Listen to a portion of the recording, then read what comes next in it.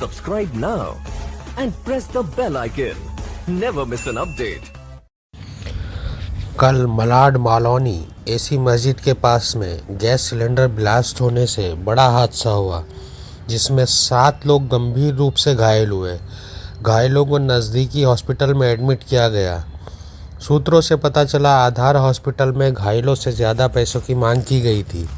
इस बारे में हमने नगर सेवक रफ़ीक शेख से बात की। देखिए हमारी रिपोर्ट। एक वार्ड नंबर 48 से दुखद खबर आ रही है। एक सिलेंडर ब्लास्ट हुआ है इसी मस्जिद के बाद, उसका कुछ डिटेल में बताएंगे आप? वो तो बहुत अनफॉर्चुनेट इंसिडेंट हो चुका है। आज सुबह की घटना है, वो 9:15 बजे के आसपास वो घटना घटी है, जो नहीं होना चाहिए था, बट अनफॉर्चुनेटली वो हुई है। उसमें कुछ 7 लोग जख्मी हुए हैं। फर्स्ट एड के लिए यहाँ पे हमारे बाजू में ही नियर बाई में 2 हॉस्पिटल है, केयर हॉस्पिटल और एक आधार हॉस्पिटल में। 3 लोग केयर हॉस्पिटल में गए थे और 4 लोग आधार हॉस्पिटल में गए थे। फिर फर्स्ट एड उनको वहाँ पे मिला, फिर वहाँ से हमने उनको शिफ्ट कराने का काम चालू किए और उसमें थोड़ी सी डिफ़िकल्टी आई, बट अब सब चीज़ें सेटल्ड है। सब अपने KEM हॉस्पिटल में हमने सबको शिफ्ट कराया है। कुपर में भी हमने भेजा उनको, कुपर में फर्स्ट एड करवाएं। वहाँ के डीन से हमारी बात हुई, रेगुलर कांटेक्ट में थे, उन्होंने बहुत हेल्प किया। देवदत्त सर हैं, उन्होंने बहुत हेल्प की है। वहाँ पे फर्स्ट एड प्रोवाइड किया हमने 2 पेशेंट्स को, और बाकी के पेशेंटों को यहाँ पे फर्स्ट एड करवा के हमने सीधे KEM में एडमिट करवाया। कोई पेशेंट क्रिटिकल कंडीशन में भी है उनमें?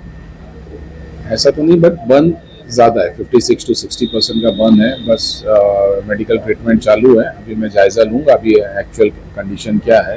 कि एक बार KEM में अभी हमारे 5 पेशेंट तो एडमिट हो चुके हैं, अभी और 2 होना बाकी है, वो अभी तक हो गए होंगे।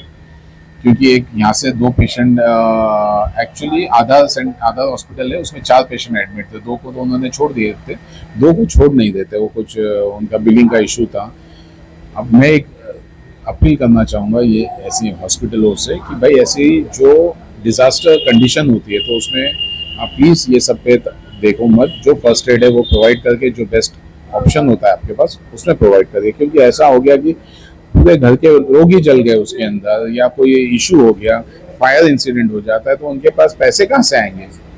आपको ह्यूमैनिटी ग्राउंड पे आप इतनी हॉस्पिटल चला रहे हो, आपको थोड़ा सोचना चाहिए। बाजू में केयर हॉस्पिटल थी, उसमें 3 बंदे एडमिट थे, उन्होंने फट से उनको रिलीज कर दिए।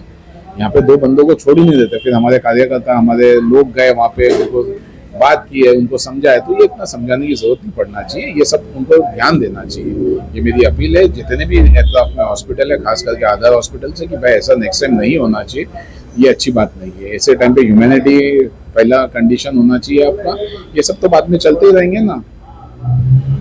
हॉस्पिटल में प्रॉब्लम आई, आधार हॉस्पिटल 1-2 पेशेंट के लिए आई, वो उनको छोड़ नहीं देते। वो 30-35 हज़ार की बिल बना दी, तो वो कैसे बिल बनी वो समझ में भी नहीं है। फर्स्ट एड में इतना आपका पैसा लग जाता है वो पता नहीं।